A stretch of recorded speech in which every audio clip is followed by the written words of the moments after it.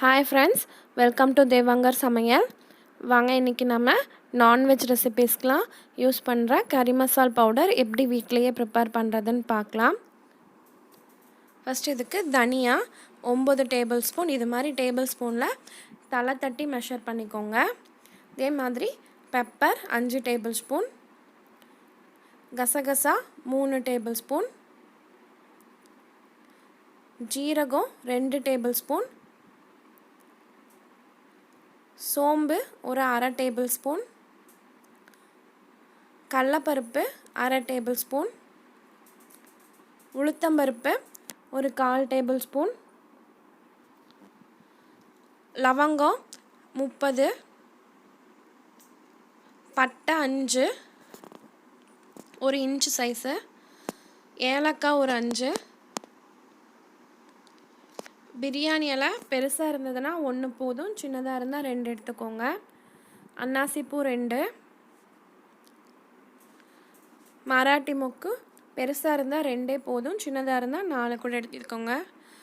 அதே மாதிரி ஜாதிக்காய் ஒருல பாதி ஜாதிக்காய், ஜாதி பத்திரியும் அதே மாதிரி ஒரு 1/2 பீஸ் எடுத்துக்கோங்க. அப்புறம் ரோஜாப்பூ இதழ் 1 டேபிள் ஸ்பூன்.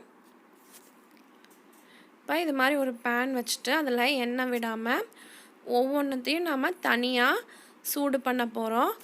வறுக்கணுங்கிற அவசியம் கிடையாது, ஒவ்வொன்றையும் தனித்தனியாக கொஞ்சமாக சூடு பண்ணால் போதும். இது மாதிரி தனியாவை நல்லா சூடு பண்ணி எடுத்துட்டு அதுக்கப்புறமா மிளகு சேர்த்துடலாம். மிளகு சேர்த்து இதையும் சும்மா அதை நம்ம தொட்டு பார்த்தா சுடணும், அந்த அளவுக்கு சூடு பண்ணால் போதும்.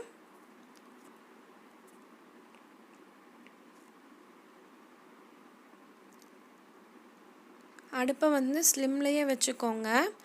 பேன் ஹீட் ஆகிட்டால் போதும், அந்த ஹீட்லேயே நம்மளுக்கு ஈஸியாக சூடாயிடும். அதுக்கப்புறம் ஜீரகமும் சேர்த்து சூடு பண்ணிடலாம்.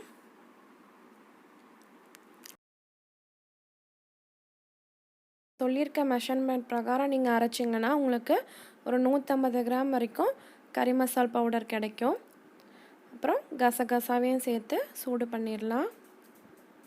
இந்த பவுடர் நம்ம நான்வெஜ் ரெசிபிக்கு இப்போ 1 kg சிக்கன் இல்லைனா மட்டனுக்கு நம்ம 2 டீஸ்பூன் அளவுக்கு யூஸ் பண்ணலாம். கசகசாவும் சூடு பண்ணிவிட்டு அப்புறம் சோம்பு இதையும் சும்மா சூடு பண்ணிடலாம்.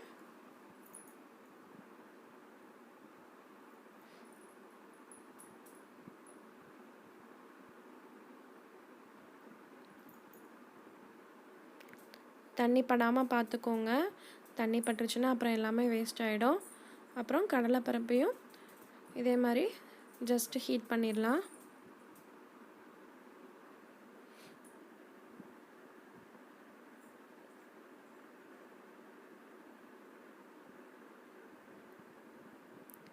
அடுப்பை ஸ்லிம்லேயே வச்சுக்கோங்க போதும்.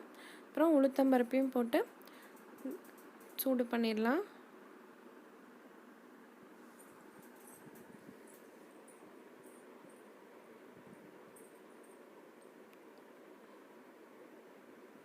அப்புறம் பட்டை, லவங்கம், ஜாதிபத்திரி, அன்னாசிப்பூ, அப்புறம் ஏலக்காய் எல்லாத்தையுமே சும்மா சூடு பண்ணிடலாம்.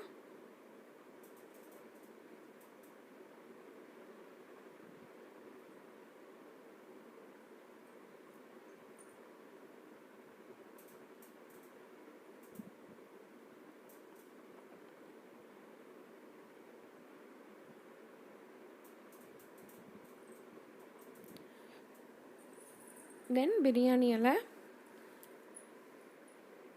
அதையும் நல்லா சூடு பண்ணிடலாம்.